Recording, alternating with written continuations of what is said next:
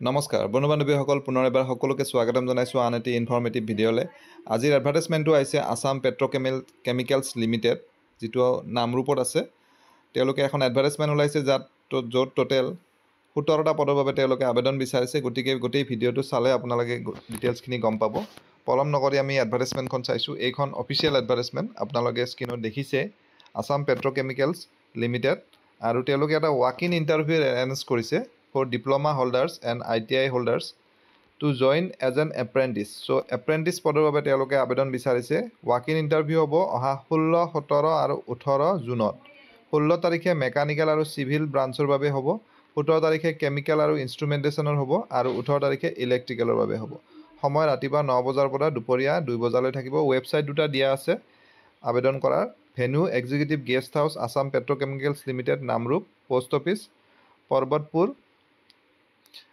Total 70 numbers candidate. আৰু ইয়াত condition দিয়া আছে যে 2022, 23 আৰু 24 যিসকলে ডিপ্ল'মা কৰিছে, ইঞ্জিনিয়াৰিঙৰ ডিপ্ল'মা কৰিছে, তেওঁলোকে আবেদন কৰিব পাৰিব। কিন্তু মিনিমাম 55% মাৰ্কছ থাকিব লাগিব। আৰু ৰিজাৰ্ভ কেটেগৰী কেণ্ডিডেটসকলৰ বাবে 5% মাৰ্কছৰ ৰিলেক্সেশ্যন থাকিব।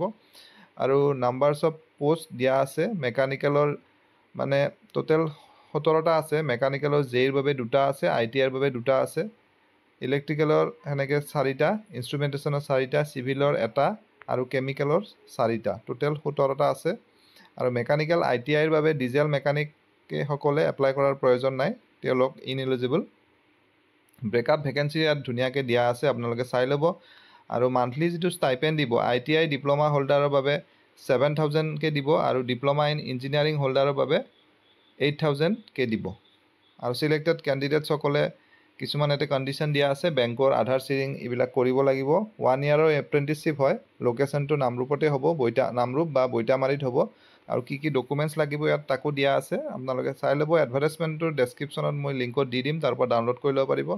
আৰু কিবা কুৱেৰি থাকিলে আপোনালোকৰ ইয়াতে ইমেইল ID দিয়া আছে, সেই ইমেইল IDটোত ইমেইল কৰিও সুধি ল'ব পাৰিব।